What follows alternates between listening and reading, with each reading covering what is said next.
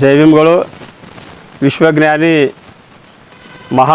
ಮಾನವತಾವಾದಿ ಭಾರತ ರತ್ನ ಸಂವಿಧಾನ ಶಿಲ್ಪಿ ಡಾಕ್ಟರ್ ಬಾಬಾ ಸಾಹೇಬ್ ಅಂಬೇಡ್ಕರ್ ಅವರ ಮೂರ್ತಿಯ ಅನಾವರಣ ಸಮಾರಂಭಕ್ಕೆ ದಿನಾಂಕ 15/6/2025 ದುಳಗುಂಡಿ ಗ್ರಾಮದಲ್ಲಿ ಈ ಕಾರ್ಯಕ್ರಮವನ್ನು ನಡೆಯಲಾಗುತ್ತದೆ.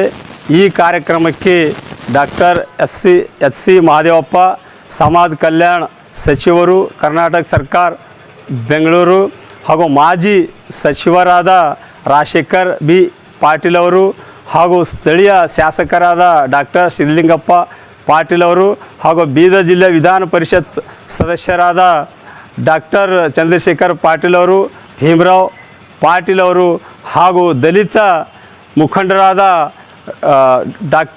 ಟೈಗರ್ ಅಣ್ಣವರು, ಹಾಗೂ ಇನ್ನುಳಿದ ಎಲ್ಲ ನಮ್ಮ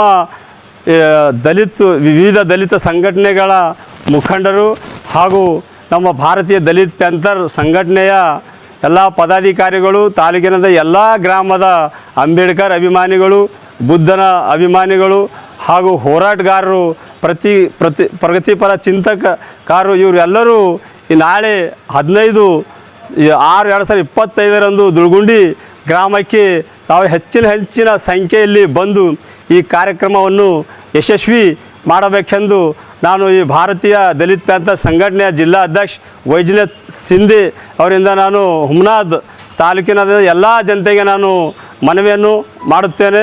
ಧನ್ಯವಾದ.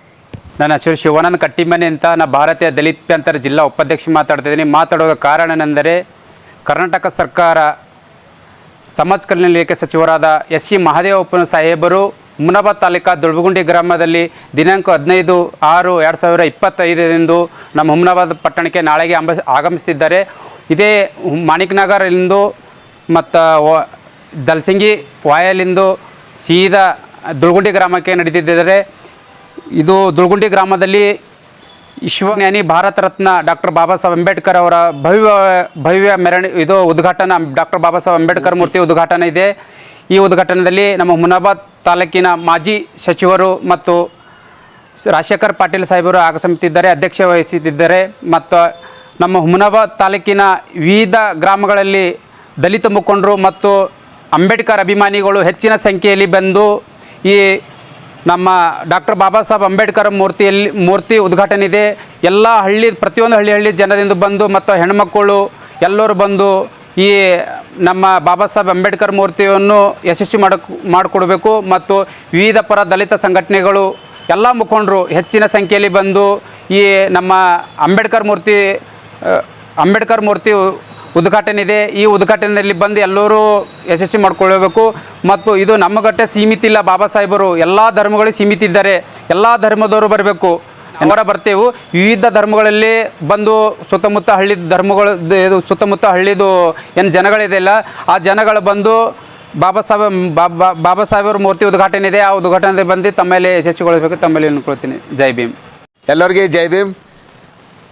ನಾಳೆ ಬೆಳಗ್ಗೆ 11 ಗಂಟೆಗೆ ಪರಮ ಪೂಜ್ಯ ಬಾಬಾ ಸಾಹೇಬ್ ಅಂಬೇಡ್ಕರ್ ಅವರ